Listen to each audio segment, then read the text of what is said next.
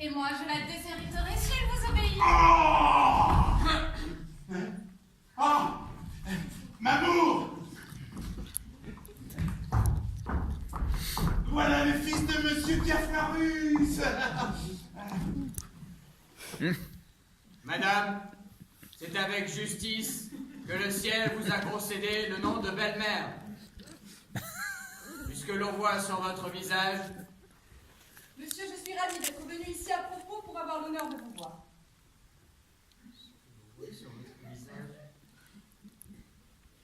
Puisque l'on voit sur votre visage... Madame, vous m'avez interrompu dans le milieu de ma période, et cela m'a troublé la mémoire. Allons, ma fille. Touchez dans la main de monsieur et lui donnez votre main comme... lui donnez votre foi comme à votre mari. Mon père... Oh, mon père. Mais qu'est-ce que ça veut dire? De grâce, ne précipitez pas les choses.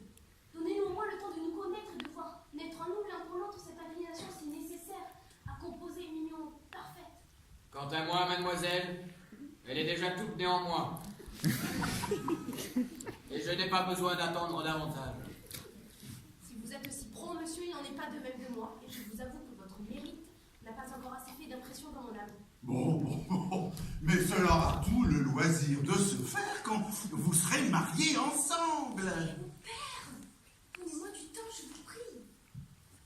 Le mariage est une chaîne où on ne doit jamais soumettre un cœur par force. Et si monsieur est honnête homme, il ne doit point vouloir accepter une personne qui serait à lui par contrainte. Nego consequentiam, mademoiselle. Et je puis être honnête homme et vouloir bien vous accepter des mains de monsieur votre père. Oh, c'est un méchant moyen de se faire aimer de quelqu'un que de lui faire violence. Nous lisons des anciens, mademoiselle, que leur coutume était d'enlever par force de la maison des pères les filles qu'on menait mariées. Les anciens, monsieur, sont les anciens et nous sommes les gens de maintenant. Les grimaces ne sont point nécessaires à notre siècle. Et quand un mariage nous y plaît, nous savons fort bien y aller sans qu'on nous y traîne. Donnez-nous patience, monsieur. Si vous m'aimez, vous devez vouloir tout ce que je veux. Oui. Jusqu'aux intérêts de mon amour exclusivement. Et la grande marque d'amour, c'est d'être soumis aux volontés de celle qu'on aime. Distinguo, mademoiselle. Dans ce qui ne regarde point sa possession, consentez. Mais dans ce qui la regarde, négo. Vous avez beau raisonner, monsieur effrayé et moulu du collège, il vous donnera toujours votre reste. Pourquoi tant résister et refuser la gloire d'être attaché au corps de la faculté? Elle a peut-être quelque inclination en tête. Si j'en avais, madame, elle serait telle que la raison et l'honnêteté pour me la permettre. Je joue un plaisant personnage, moi.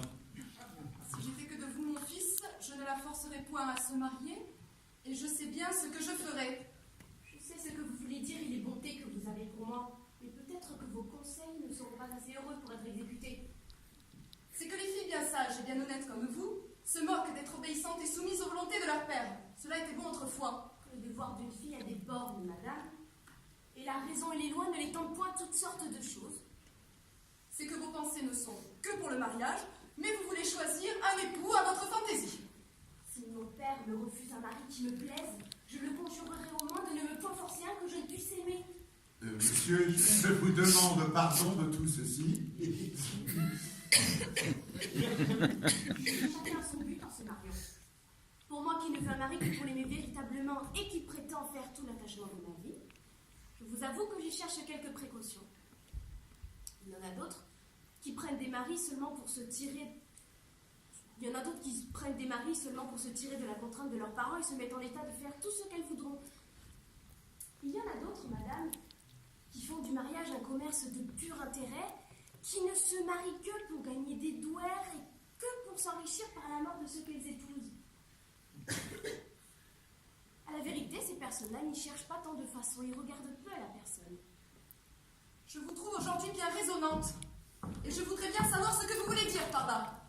Moi, madame, que voudrais-je dire que ce que je dis? Vous êtes si sotte, mamie, qu'on ne saurait plus vous souffrir. Vous voudriez bien m'obliger à vous répondre quelques impertinences, et je vous avertis que vous n'aurez pas cet avantage. Il n'est rien d'égal à votre insolence. Non, madame, vous avez beau dire.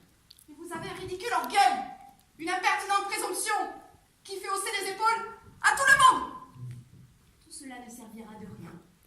Je serai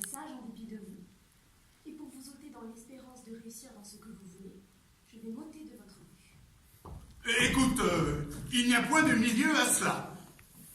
Choisis d'épouser dans 4 jours ou monsieur, ou un couvent. Ne vous mettez pas en fait, je l'arrangerai bien.